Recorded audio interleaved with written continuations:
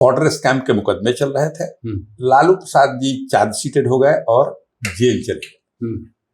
Jail जाने के पहले राबड़ी जी मुख्यमंत्री बन गई थी। आप सारे लोग इस बात को जरूर जानते हुए कि उनका राबड़ी जी का पॉलिटिकल बैकग्राउंड नहीं था, प्रशासनिक बैकग्राउंड नहीं था। वो बच्चों परिवार में लगी रहती थी और लालू यादव रिडाउटेबल लीडर थे, पार्लियामेंटेरियन थे, चीफ मिनिस्टर थे, सब क्वालिटी इनमें था। अनडाउंटिंग, हाँ अनडाउंटिंग थे लालू प्रसाद। सारे पॉजिटिव्स थे और बहुत सारे निगेटिव्स थे।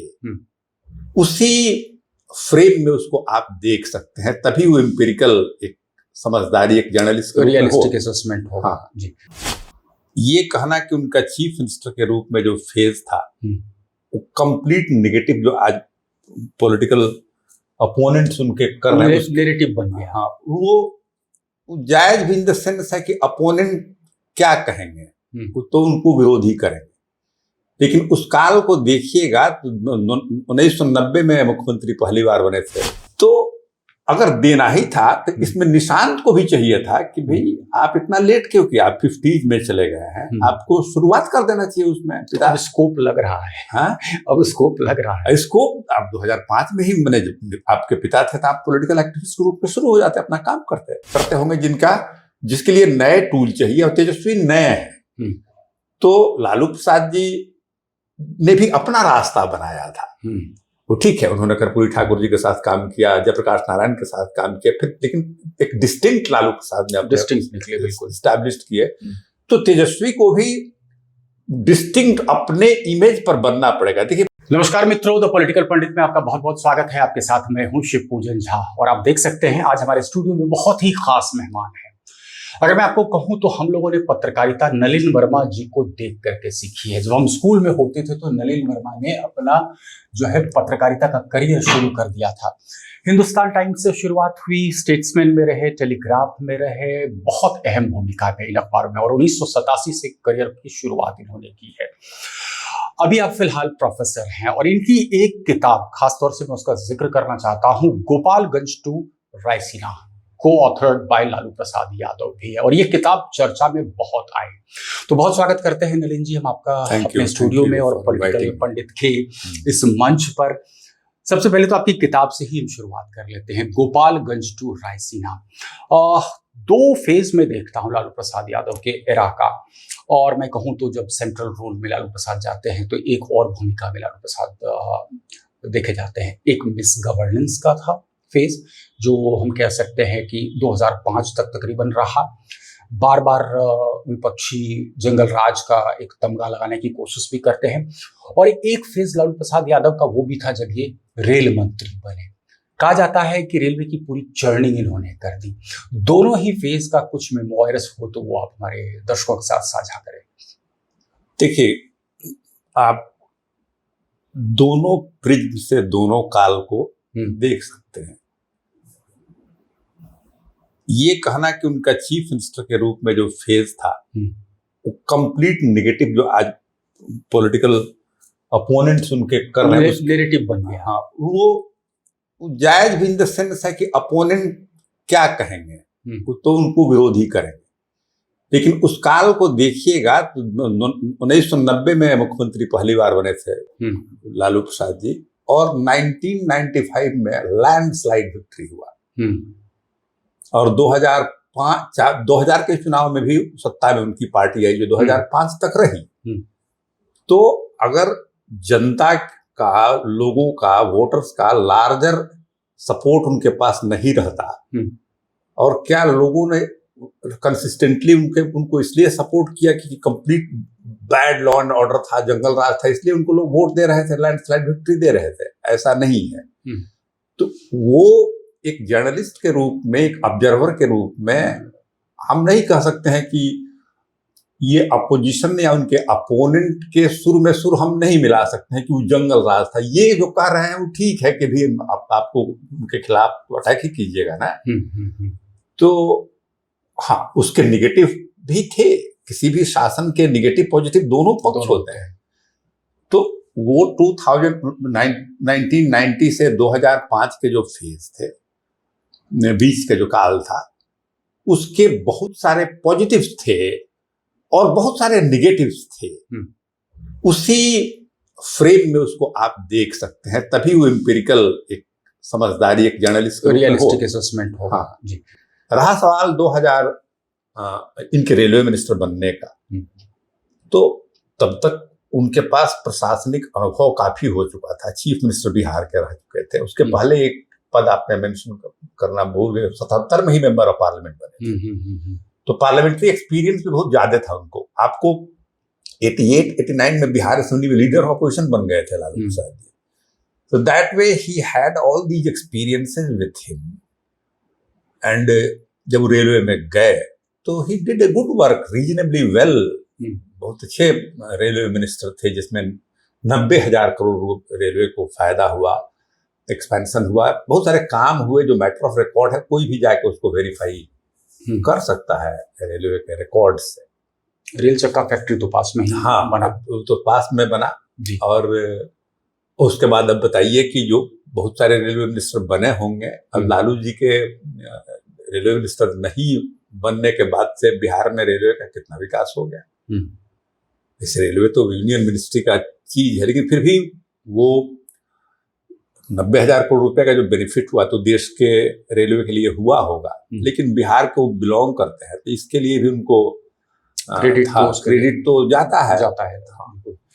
लेकिन सर एक चीज हम समझना आपसे चाहते हैं, ये जंगल राज आप लोग तो इतने दशकों से रिपोर्टिंग करते आ रहे हैं, ये शब्द आया कहाँ से? आया ये शब्द बिल्कुल ही आपको ट्रू स्टोरी इसका मैं बता रहा हूँ जी। मैं उसमें जर्नलिस्ट था, स्टेट्समैन में काम करता था। हम सारे लोगों ने रिपोर्ट किया था, मेरे जेनरेशन के सारे लोग जानते हैं इस बात को। 1997 में इसी जुलाई का महीना था जिसमें हमसे आप बात कर रहे हैं जी जी। उस समय फॉर्डर स्कैम के मुकदमे चल रहे थे। लालू प्रसाद जी चार्जशीटेड हो गए और जेल चले गए। जेल जाने के पहले राबड़ी जी मुख्यमंत्री बन गई थी। आप सारे लोग इस बात को जरूर जानते हुए कि उनका राबड़ी जी का पॉलिटिकल बैकग्राउंड नहीं था, प्रशासनिक बैकग्राउंड नहीं था। वो बच्चों परिवार में लगी रहती थी और लालू यादव रिडाउटेबल लीडर थे, पार्लियामेंटेरियन थे, चीफ मिनिस्टर थे, सब क्वालिटी इनमें था। अनडाउंटिंग, हाँ अनडाउंटिंग थे लालू प्रसाद। तो ऐसे केस में उस परिस्थिति में हम नहीं जा रहे हैं कि कैसे वो सीएम बने, लेकिन ऐसे वो सीएम बन गई। उस समय हुआ क्या कि जुलाई का महीना था, काफी जल जमाव हुआ, बारिश हो गई और पटना का जो ट्रैफिक था बहुत तितर बितर, लोगों को बहुत परेशानी हो गई। किसी ने PIL फाइल कर दिया हाई कोर्ट में, और हाई कोर्ट ने देख करके, चूंकि भाई सब लोग तो सफर थे ना उसमें चीफ सेक्रेटरी को, कंसर्न और सेक्रेटरी को, म्युनिसिपल कॉर्पोरेशन के सेक्रेटरी को, सबको समन किया उन्होंने। कोर्ट ने, जज साहब ने सबको समन किया ऑफिशियली, सारे लोग हाजिर हुए और उस पदाधिकारियों को ओरल ऑब्जर्वेशन में कि जंगल राज है क्या, कहा उन्होंने पदाधिकारियों, ओरल ऑब्जर्वेशन हुआ है क्या ये लोग सफर कर रहे हैं, कहीं पर ट्रैफिक का ठिकाना नहीं, जल जमाव हो गया है, म्युनिसिपल कॉर्पोरेशन कहाँ है, आप लोग क्या कर रहे हैं, जंगल राज है। ये ओरल ऑब्जर्वेशन था, ऑब्वियसली कोर्ट का ऑब्जर्वेशन था। तो इसी कॉन्टेक्स्ट में हमने भी रिपोर्ट किया, सारे अखबारों में भी छपा, लेकिन हम लोगों को भी पता नहीं चला कि ये पॉलिटिकल टूल जो है बन जाएगा। पता कैसे चलता, हम लोग रिपोर्ट किए कोर्ट का उसमें, लेकिन दूसरे उसमें सुशील कुमार मोदी मेन लीडर हुआ करते थे अपोजिशन में। He was always quick to grab this opportunity. grab the opportunity। वो अपने तरह के पॉपुलर आर्टिकुलेट लीडर थे, very articulate। हाँ, तो इसको उन्होंने पहले पिकअप किया, बाद में उनके साथ जो लोग गए होंगे, समता पार्टी उसमें बनी थी, नीतीश कुमार जी के साथ अलायंस हो गया था, और पीछे जो लोग गए होंगे ना, उसी सुशील कुमार मोदी के उन्होंने स्लोगन में इसको बदल दिया, पॉलिटिकल स्लोगन में इसको कन्वर्ट किया, पॉलिटिकल टूल के रूप में कन्वर्ट किया, जो आज भी आप देखते हैं कि नीतीश कुमार जी भी उसको नीतीश कुमार जी तो बिल्कुल सुनिश्चित करते हैं कि आज की तारीख में कहीं किसी भी मंच पर रहे, वो सीधे पहले शुरुआत ही कर देते हैं इस बात से, याद है ना क्या होता था 2005 के पहले। तो सर ये जो मतलब स्टिग्मा है, ये स्टिग्मा क्या मतलब ये चिपका रहेगा आरजेडी, और you think that the RJD इससे बाहर निकल पाएगी? ये तमगा के रूप में चिपक सा गया है। देखिए, पॉलिटिकल ग्राउंड पर आप जाएंगे, उनके पास यादव मुस्लिम या और भी जो वोट उनके पास है, यह वोट उनसे छिटक करके नीतीश कुमार जी के साथ, उसका पॉलिटिकल प्रोसेस है। हमें नहीं लगता है कि ये स्टिग्मा के रूप में इसको अपोजिशन जो है जरूर कहता है।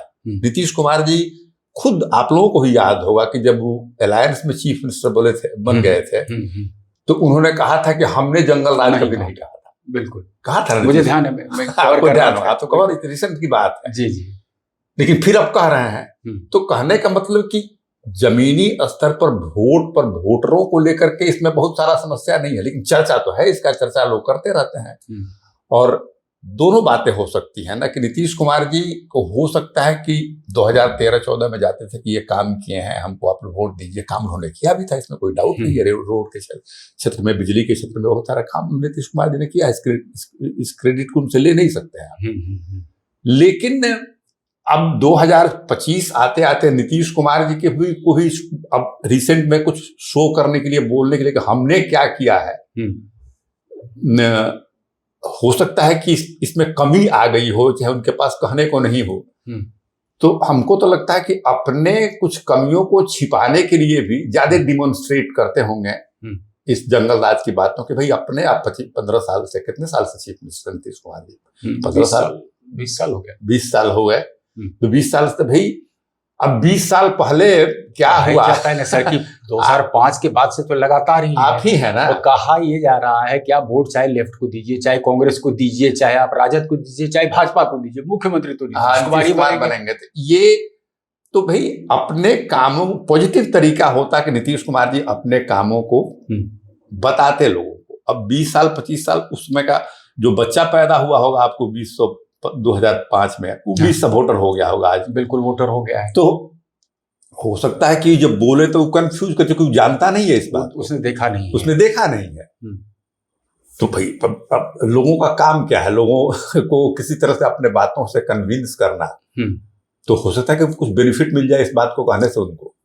इसको सर मैं थोड़ा सा दूसरे नजरिए से आपसे समझना चाहता हूँ, और आपके एक्सपीरियंस का बहुत फायदा होता है हमें। हम लोगों ने तो पत्रकारिता सीखी है आपकी रिपोर्ट्स को पढ़ पढ़ करके। समझना ये चाहते हैं कि मैं देख रहा हूँ कि तेजस्वी यादव बड़ी कड़ी मशक्कत कर रहे हैं। मैंने उनकी पहली रैलियां कवर की थी 2014 में। लालू प्रसाद यादव उनके साथ मंच साझा नहीं कर पा रहे थे, लेकिन अकेले ही मैंने देखा था अपने दम पर वो एक कनेक्ट एस्टैब्लिश कर पा रहे थे।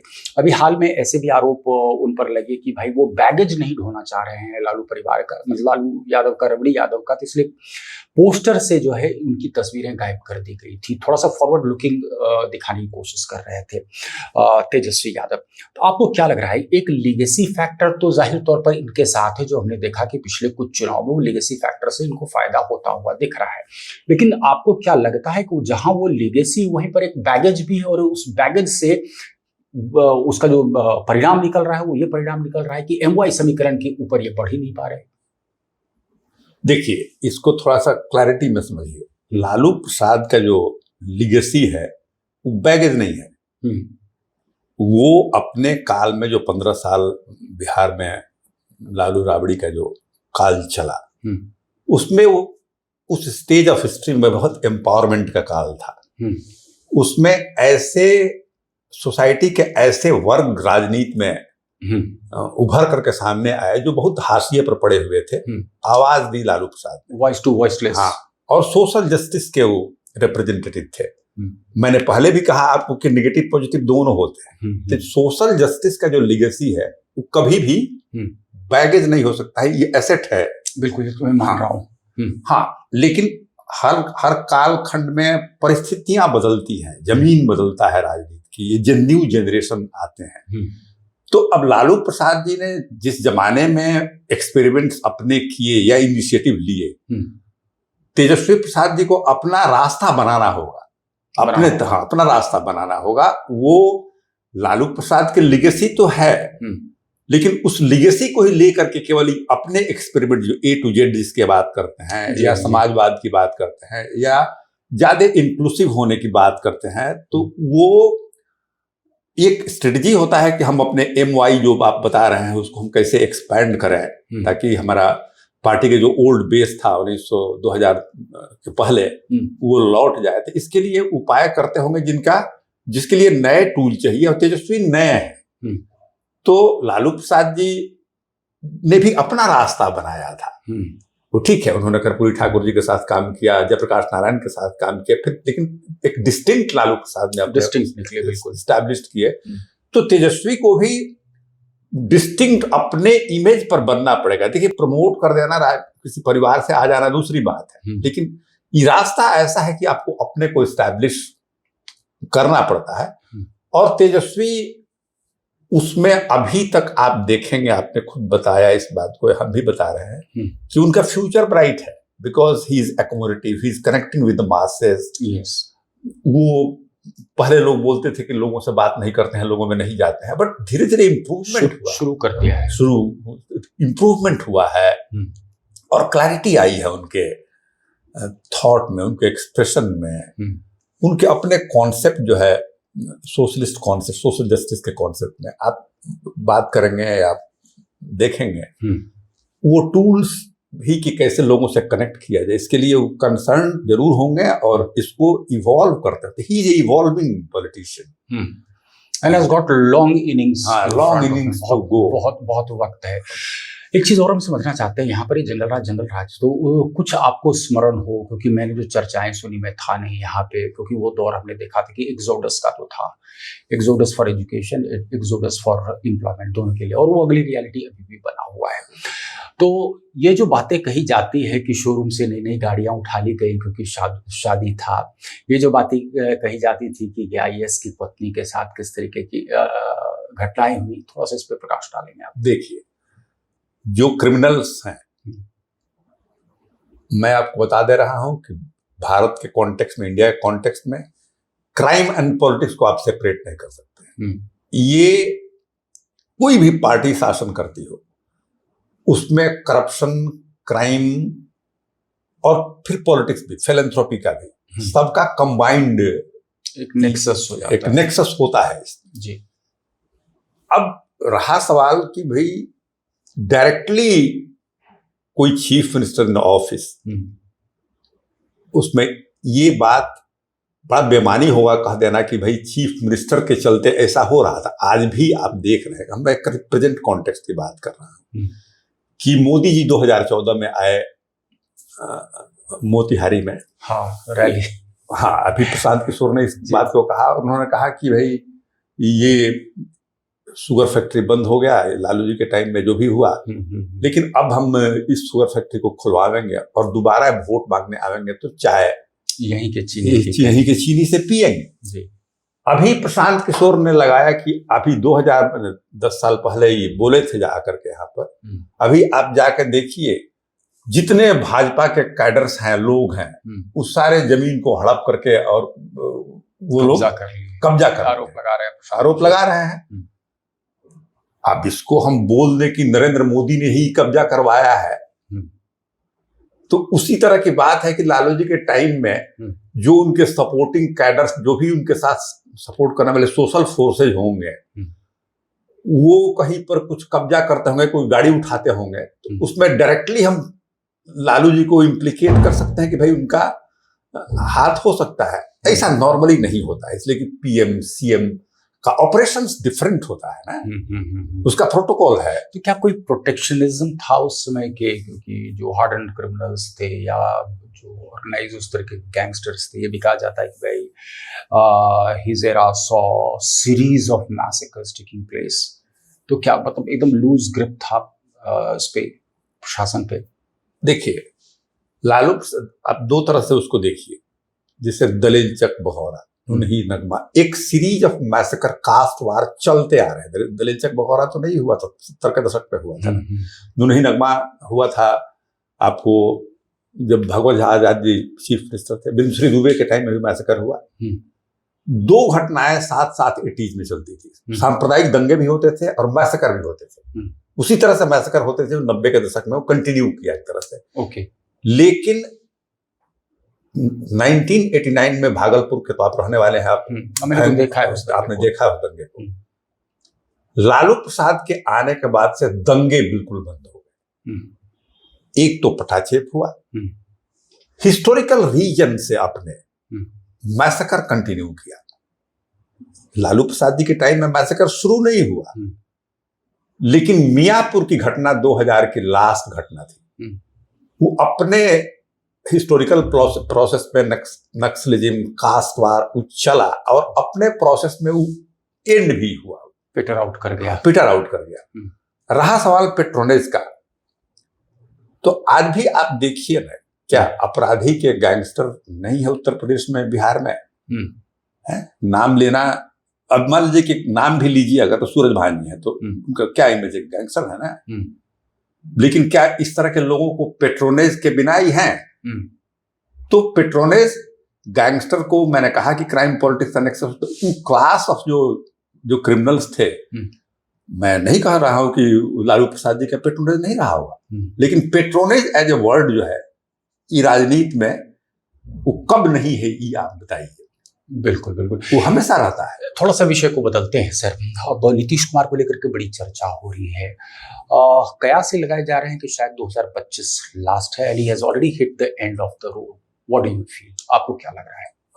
हम बिल्कुल ही इसमें, हमको भी लगता है कि in terms of age, his mental physical condition, the way he behaves now, he is no longer a Nitish Kumar which he used to be in 2000. Smart politician थे, मेजर्ड वर्ड बोलते थे, इसके लिए वो जाने जाते थे कि सब तौल के बोलते थे और कभी फुट ऑफ द माउथ उनको नहीं होता था। अभी आए दिन घटनाओं का जिक्र करना तो अब सब जानते हैं ये किस तरह के पब्लिक डोमेन में आ जाते हैं। सीनियर IAS अधिकारी के माथे पर आप गमला रख देते हैं, इस तरह की बहुत बहुत अनयूजुअल बातें वो कर रहा है, घटनाएं हो रही हैं। तो हमको नहीं लगता है कि he doesn't seem to be fit to continue govern the state. तो टायर्ड और रिटायर्ड का कॉम्बिनेशन, रिटायर्ड तो तेजस्वी जी ने कहा है, ठीक कहा है, he looks like that.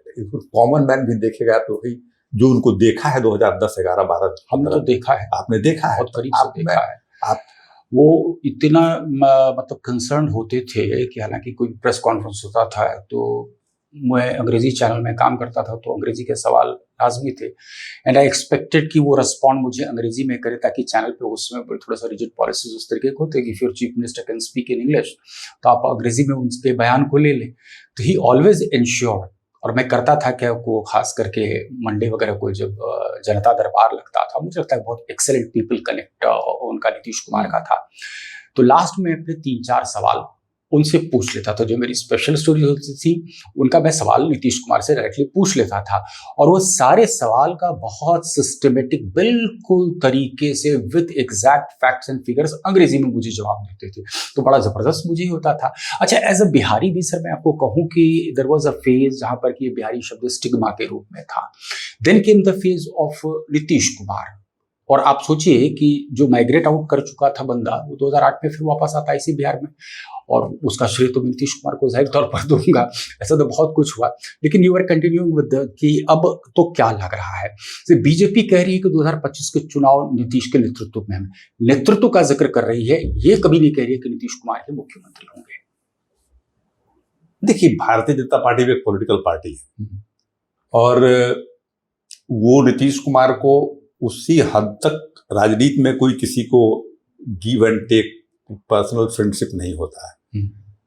तो चूंकि 20 साल से ये मुख्यमंत्री हैं और एक सपोर्ट बेस इनके पास रहा है, तो नेतृत्व को तो स्वीकार कर रही है, लेकिन इस पर क्लैरिटी की चीफ मिनिस्टर बनेंगे, ये बहुत प्रैक्टिकल है कि वो जानती है कि नहीं रह सकते हैं। और अमित शाह ने कहा भी एक इंटरव्यू को दौरान ना, तो वक्त बताएगा, टाल गए, इसको टाल रहे हैं। तो हमको नहीं लगता है कि ये चुनाव के बाद से ये मुख्यमंत्री, आपको लगता है वो कैंपेन भी कर पाएंगे? नहीं कर पाएंगे, कैंपेन। एक चीज और समझना चाह रहे हैं अभी, हालांकि मैं देख रहा हूँ कि सर पब्लिक डोमेन में लगातार उनके पुत्र निशांत वो आ रहे हैं, बयान दे रहे हैं, पिताजी के लिए फिर से कह रहे हैं, नारा भी दे रही है जदयू 25 से 30 फिर से नीतीश। तो नीतीश कुमार ने कहीं ना कहीं देरी कर दी सक्सेसर बनाने में, हालांकि उनका एक्सपीरियंस शायद इसको लेकर के बेटर हो, आरसीपी का जिक्र कर लें या फिर प्रशांत किशोर का जिक्र कर लें, उनका एक्सपीरियंस जो भी रहा हो, लेकिन जब तक कोई सक्सेसर पार्टी में डेवलप नहीं होता है तो हम देखते हैं कि खास करके रीजनल पार्टीज का क्या हश्र होता है। पास के राज्यों में हम देख लेते, इधर बहन मायावती की पार्टी का हम हाल देख लेते हैं, या फिर आने वाले दिनों में तृणमूल का क्या हश्र होगा, कैन बी एनीवन्स गेस, या फिर उड़ीसा की हम बात कर लें। तो यहाँ पर नीतीश कुमार ने काफी देरी की, आपको लग रहा है? क्योंकि निशांत जो मुझे लग रहा है वहां पर कहीं ना कहीं मैं देख पा रहा हूँ कि Nishant does not seem to have that kind of edge which Tejasvi is having, or for that matter even Chirag Paswan is having. देखिए, इसमें मैं निशांत के कैपेबिलिटी पर क्वेश्चन खड़ा नहीं कर रहा, बिल्कुल, लेकिन एज में वो इस दोनों से बड़े हैं। आपको चिराग से तो बड़े और चिराग से भी बड़े हैं। ये हमको नहीं मालूम है कि नीतीश कुमार अपने बेटे को लेके उनके दिमाग में क्या पहले से चल रहा था, राजनीति में आने देने का, नहीं आने देने का, 50 तरह की बातें होते रहती हैं। लेकिन राजनीति में आना एक प्रोसेस है, ये सडनली कुछ यहाँ नहीं होता है। तो निशांत को वो ट्रेंड नहीं है इस प्रोसेस में, उन्होंने लेट से, अगर वो आना नहीं मालूम है कि राजनीति में आना चाहते हैं कि नहीं आना चाहते हैं, लेकिन जो पॉलिटिकल बयान वगैरह दे रहे हैं जिससे हमको लगता है कि इसको, अगर उनको राजनीति में आना था तो इस तरह के बयान को 2005 में उसी में शुरू करना चाहिए था, ताकि लोगों को लगे कि भाई ये सक्सेसर होंगे या राजनीति में आएंगे। तो ये गलती हो गई कहीं ना कहीं जदयू के, मतलब कहते हैं जो सीनियर लीडर्स हैं उनकी तरफ से नीतीश कुमार, या नीतीश कुमार के लिए बड़ा ये Catch-22 सिचुएशन था, क्योंकि जिस परिवारवाद के खिलाफ वो मुखर थे उसी को फिर कैसे जस्टिफाई करते? ये परिवारवाद के खिलाफ, एक तो मैं मानता ही नहीं हूं कि परिवारवाद के, आप किसी पार्टी जब सत्ता में रहती है ना, तो आप देखिए भारतीय जनता पार्टी में, किसी पार्टी में, कांग्रेस में तो पहले ही से लोग एलिगेशन लगाते रहता है, लेकिन कोई, आप ही अनडेमोक्रेटिक है ना, आप ही के सन जो है, अगर वो जर्नलिस्ट बनना चाहे, आप जर्नलिस्ट हैं तो आपकी डॉटर जो है, या कोई राजनीति में आना चाहे, तो आप उसको थोड़ी रोक सकते हैं, नहीं रोक सकते हैं ना, देयर चॉइस। तो ये देयर चॉइस है। ये बहुत दकियानूसी बात है कि परिवार को हम नहीं लाना चाहते हैं, आप परिवार को कोई ला रहा है तो गलत कर रहा है, उसमें मैं नहीं जाता। अगर नीतीश कुमार की सोच होगा कि नहीं लाना चाहते हैं, आप बोल रहे हैं, तो उस काल क्रम में वो बोल रहे हैं, सोशलिस्ट लिगेसी इस तरह का था जब राम मनोहर लोहिया, जब एक फंडामेंटल थियरी था। लेकिन लोग कहते हैं कर्पूरी ठाकुर अपने बेटे को लाना नहीं चाहते हैं, लेकिन बेटे उनके बाद तो आए ना भाई, नीतीश जी ने, लालू प्रसाद जी ने लोग उनको प्रमोट किया। तो कहने और राजनीति में आना चाहते थे, तो आप किसी को रोक नहीं सकते हैं ना। हाँ, कोई नहीं आना चाहे, जगन्नाथ मिश्रा जी के 2 बेटे हैं, एक राजनीति में है, एक राजनीति में अपनी इच्छा से नहीं आना चाहे, नहीं है। तो इस पर अगर नीतीश कुमार में रिजिडिटी होगा कि हम अपने बेटे को नहीं बढ़ाना चाहते थे, तो इसके लिए कोई क्रेडिट उनको हमारे तरह का आदमी बिल्कुल ही नहीं दे रहा है। तो दूसरी बात है कि अब भाई राजनीतिक बयान दे रहे हैं, तो अगर देना ही था तो इसमें निशांत को भी चाहिए था कि भाई आप इतना लेट क्यों किया, आप 50s में चले गए हैं, आपको शुरुआत कर देना चाहिए उसमें। पिता स्कोप लग रहा है, हाँ अब स्कोप लग रहा है, स्कोप आप 2005 में ही, मैंने आपके पिता थे तो आप पॉलिटिकल एक्टिविस्ट के रूप में शुरू हो जाते, अपना काम करते। स्कोप मैंने सर इसलिए पूछा क्योंकि हम देख रहे हैं कि अब तो नए नए फैक्टर्स और एंटर कर गए बिहार के चुनाव में। प्रशांत किशोर पिछले 3 साल से मैं देख रहा हूँ पदयात्रा कर रहे हैं, एक्सीलेंट पीपल कनेक्ट, और तो मैं देख रहा हूँ सोशल मीडिया पे छाए रहते हैं। इट्स नॉट जस्ट कि जनसुराज की तरफ से वो सोशल मीडिया पर उनके स्टेटमेंट्स को वायरल किया जा रहा है, मैं देख रहा हूँ आम आदमी के लिए भी ये टॉकिंग पॉइंट बने हुए हैं प्रशांत किशोर। तो आपको लग रहा है कि Prashant Kishor as such he can fill in the political vacuum, जो मुझे दिख रहा है कि 2025 के चुनाव में बिल्कुल अपैरेंट हो जाएगा पॉलिटिकल वैक्यूम। वजह लालू मोरलेस धीरे धीरे अपने आप को साइड करते जा रहे हैं, Tejashwi is getting into the helm of affairs, उधर हमने देखा कि भाई चिराग पासवान भी अपने आप को आगे करने की कोशिश कर रहा है, तो शाहबाग के इलाके से चुनाव लड़ने की भी बात कर रहे हैं। ऐसे में क्या परिस्थिति आपको? परिस्थिति जहां तक मेरी समझदारी का सवाल है, हम जमीन पर आप लोगों की तरह उतना हम नहीं घूमते हैं आजकल, टीचिंग का काम मेरा, किताबों को लिखते हैं, लेकिन जिस भाषा में भारतीय जनता पार्टी या उनके अपोनेंट राष्ट्रीय जनता दल महागठबंधन जो शब्दों का इस्तेमाल करता है, उसको तो मैं इस्तेमाल नहीं कर सकता, पहली बात, क्योंकि अपोनेंट के शब्द है वो ठीक है अपने जगह पर, लेकिन ये प्रशांत किशोर जो है वो मेधावी हैं इसमें, जो कि प्रूवन है, कई राज्यों में उन्होंने काम किया है, पॉलिटिकल मैनेजमेंट का काम किया है, और मेहनत करके लोगों के पास वो जा रहे हैं, जो बोल रहे हैं, जो इश्यूज, रियल इश्यूज को टेकअप कर रहे हैं, अपने तरीके से अटैक कर रहे हैं मोदी पर, नीतीश कुमार पर, तेजस्वी लालू पर। तो उनका रास्ता जो है वो तो मैं मानता हूं कि गलत नहीं है, सही तरीके से जा रहा है। पीपुल कनेक्ट हो रहा है, it is a good thing कि पीपुल को कनेक्ट करने में वो कामयाब है। हाँ, लेकिन अब इलेक्टोरली किस हद तक ट्रांसफॉर्म होगा, ये मेरे लिए कहना जो है अभी इस स्टेज पर मुश्किल है। But that is the process, ये प्रोसेस है, उस प्रोसेस में वो गए हैं। ये तरीका है जिससे कि आप जो है कनेक्ट आप कर सकते हैं। But he has been working relentlessly, लगातार वो काम कर रहे हैं, फ्रूट मिलेगा। अच्छा सर, उपचुनाव के नतीजे को थोड़ा सा इंटरप्रेट कर दिया हमारे दर्शकों को। उपचुनाव में तकरीबन अगर 10% का वोट शेयर इनको आता है, बिल्कुल कहते हैं ना फ्लेजलिंग पार्टी, बिल्कुल शुरुआत में भी एंटर ही की है। सिर्फ वो टॉल प्रोमिसेस से तो ये चीजें अचीव नहीं हो सकती थी, और अभी जो है जो डिसग्रंटल लॉट बड़ी संख्या में इनकी पार्टी को ज्वाइन करेगा, भाजपा से हो, जदयू से हो या राजद से हो, ये डिसग्रंटल लॉट आपको क्या लग रहा है पार्टी में ज्वाइन करता है तो क्या ये पार्टी सिर्फ वोट कटुआ बन करके रहेगी या रियल डेंट करेगी, या हो सकता है एक फॉर्मिडेबल फोर्स के रूप में उभर जाए? नहीं, ये देखिए, पार्टी के ऑपरेशंस को समझिए, एक वोट कटवा के रूप में अपने को ये एक ऑल्टरनेटिव पॉलिटिक्स की बात करते हैं। अब पार्टी में लोग खड़े हों और ऐसा लोग वोट करें जिसमें आपको हाइंड साइड जाके देखिए लगता है कि वोट काट लिया, फलाना आदमी हार गया, लेकिन ये एक पैरेलल राजनीति की बात कर रहे हैं। दूसरी बात है कि पीपुल लोगों को एक ऑप्शन दे रहे हैं जिसका एक फ्रेमवर्क उन्होंने तैयार किया है। तो दे तो रहे हैं, मैं ये कह रहा हूं कि फ्रेमवर्क देने का इवेंचुअल क्या परिणाम होगा ये हमको नहीं मालूम है, because I am not privy to the data and to the people जो जरूरत होता है डिसाइसिवली कहने के लिए। लेकिन मैं यह कह सकता हूं कि इनका जो तरीका है, जो रास्ता है, इनके साथ जो एक्सपीरियंस है और मेहनत जो है, रिस्क लेने का, कि भाई अच्छे वेल प्लेस थे, अच्छा जीवन था उनका, उनकी वाइफ अभी देखने में आया कि डॉक्टर हैं, उनके बच्चे अच्छे कर रहे हैं, तो he has put many things on the stake इसको करने के लिए। तो रास्ता तो उनका ठीक है, इसके रास्ते में आप और लोग कनेक्ट हो पा रहे हैं, तो it is a good thing for him and for the state also कि लोग जुट रहे हैं। डिसग्रंटेड होने का सवाल है तो हर पार्टी में रहेंगे, इसलिए कि पॉलिटिक्स कितने लोग 50% लोग वोट देते हैं। यू थिंक कि 2025 बड़ा क्रूशियल होने वाला है, सही मायने में राजनीति क्या मोड़ लेगी, no one knows at this stage. But Bihar ही एक ऐसा राज्य रहा है सर जहां पर कि नया एक्सपेरिमेंट यहीं से उसकी नींव रखी जाती है। लेकिन सर, आप हमारे स्टूडियो में आए, बहुत बहुत धन्यवाद, और आपके एक्सपीरियंस से हम लोग इतना सीखते रहते हैं।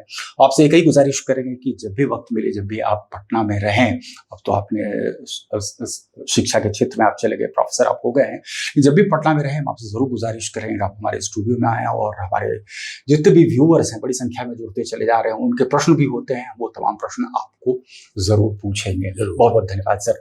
तो पॉलिटिकल पंडित के इस डिस्कशन में आपने धुरंधर, बहुत विद्वान मैं कह सकता हूँ, एक पत्रकार को सुना। 2025 बहुत खास है। ऐसे ही विश्लेषण के लिए आप हमारे साथ जुड़े रहें। एक अंतिम आग्रह आपसे कर रहा हूं इस शो में कि अगर आप हमसे अभी तक नहीं जुड़े हैं, आज इस चैनल को लाइक करें, सब्सक्राइब करें, और तमाम अपने मित्रों को कहें कि वो भी लाइक और सब्सक्राइब करें। बहुत बहुत धन्यवाद आपका।